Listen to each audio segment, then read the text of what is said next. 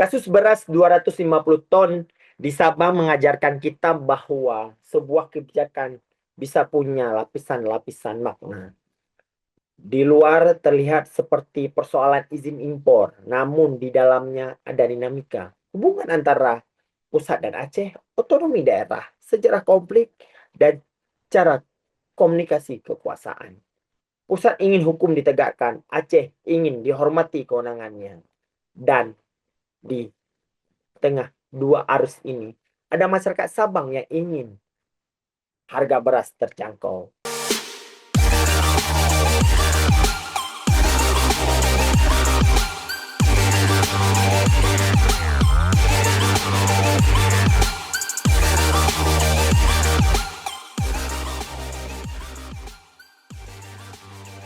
Assalamualaikum warahmatullahi wabarakatuh. Hai sahabat SAS Kreatif ya. Hari ini eh, kita akan membahas dengan isu yang sangat hangat ya. eh, Tentang beberapa hal yang memang yang harus dibahas ya, yaitu eh, dinamika-dinamika yang terjadi di Aceh ya. Salah satunya adalah perkembangan yang sangat krusial, yaitu dengan banyaknya orang yang membahas, terutama dan juga menjadi polemik sampai kepada eh, Jakarta atau pusat, ya. Apa apa itu? Yaitu tentang eh, beras impor. Versi dua versi ya, yang mana versinya pemerintah Aceh adalah Gubernur Aceh itu legal, tapi menurut Menteri Pertanian itu adalah ilegal. Hari ini kita membahas suatu isu yang memang panas ya. Penangkapan 250 ton beras impor di Sabang, Aceh, sebuah kasus yang bukan hanya soal izin impor, tapi menyentuh ranah yang lebih dalam. Ya, hubungan antara pemerintah pusat dengan Aceh, daerah dengan sejarah panjang luka konflik dan kewenangan ya khusus.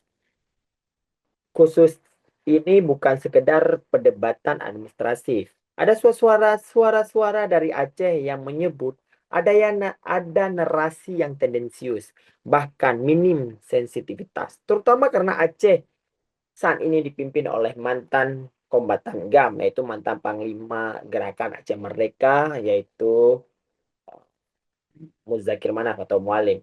Kita telusuri ya seperti apa, kita akan telusuri jejak-jejaknya, di mana sih, apa sih sebenarnya kontekstualnya, atau apa sih akar permasalahannya.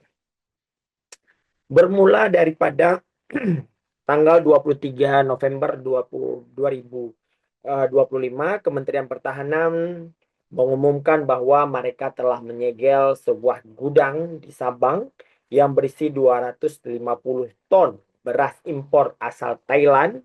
Beras ini dibawa masuk melalui pelabuhan Sabang pada 16 November dan mulai dibongkar pada 22 November. Menurut Menteri Pertanian Andi Amran Sulaiman, beras tersebut tidak memiliki izin impor dari pemerintah pusat.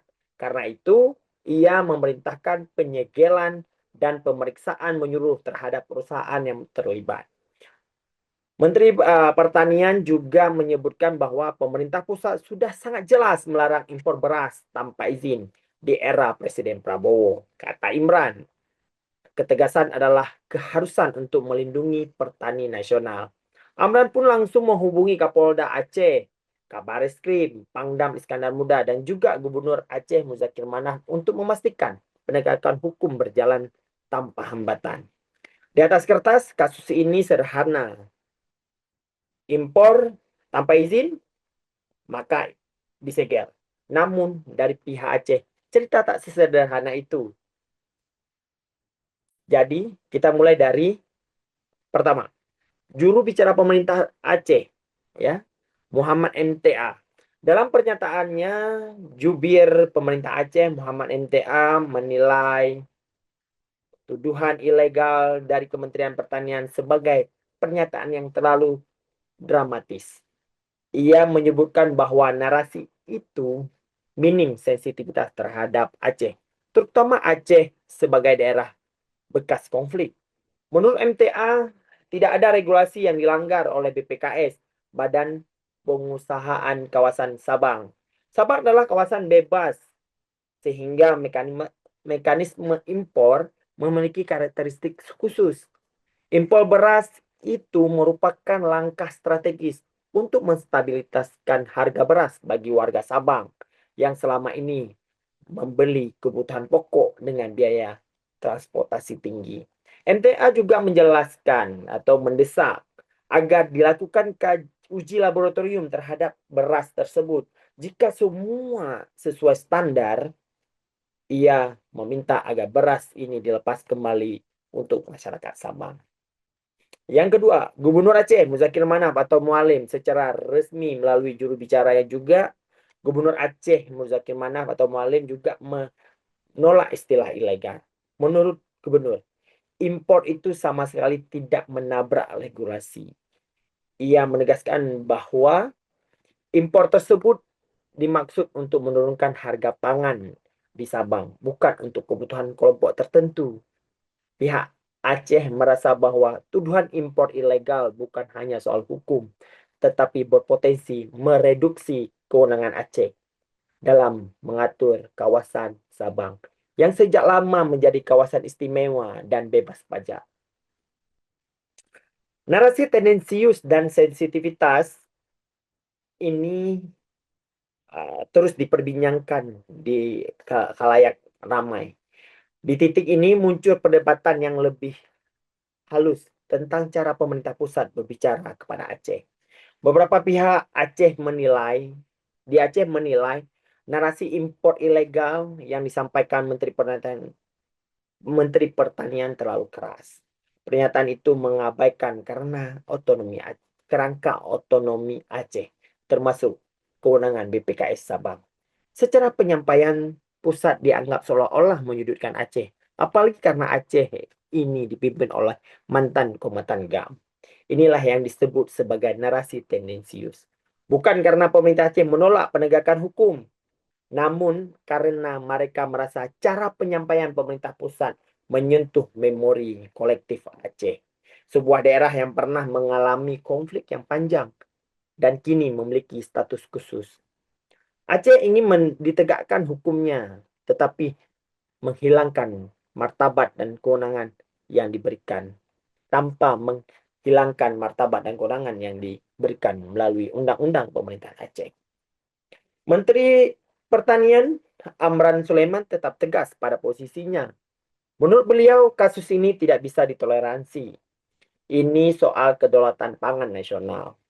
Ada indikasi kejanggalan dalam proses izin impor. Pemerintah harus melindungi petani lokal dari praktik impor yang tak sesuai aturan. Ia menegaskan bahwa proses hukum akan berjalan hingga tuntas. Dari sudut pandang Kementan, kasus ini sangat jelas. Tidak ada izin pusat, maka ilegal. Tanpa peduli siapa daerahnya, tanpa peduli siapa yang memimpin daerah tersebut. Itulah sebabnya muncul dua narasi besar yang saling berhadapan. Ketegangan hukum dari pusat dan sensitivitas politik di Aceh. Kasus beras 250 ton di Sabang mengajarkan kita bahwa sebuah kebijakan bisa punya lapisan-lapisan makna. Di luar terlihat seperti persoalan izin impor, namun di dalamnya ada dinamika. Hubungan antara pusat dan Aceh, otonomi daerah, sejarah konflik, dan cara komunikasi kekuasaan. Pusat ingin hukum ditegakkan, Aceh ingin dihormati kewenangannya. Dan di tengah dua arus ini, ada masyarakat Sabang yang ingin harga beras terjangkau. Sampai di sini kami ingin mengajak Anda berpikir, apakah impor di kawasan bebas seperti Sabang bisa dibenarkan demi stabilitas harga? Dan apakah pemerintah pusat perlu lebih sensitif dalam berkomunikasi dengan Aceh? Atau bagaimana menurut Anda solusi terbaik agar Aceh dan pusat bisa jalan seiring tanpa kecurigaan politik. Demikian saya akhiri untuk sesi ini. Yang jelas, menurut BPKS, impor beras di 250 ton itu seizin BPKS dan sudah membuat rapat di pusat. Terima kasih untuk hari ini. Saya tutup. Wabillahi taufiq wal hidayah. Assalamualaikum warahmatullahi wabarakatuh.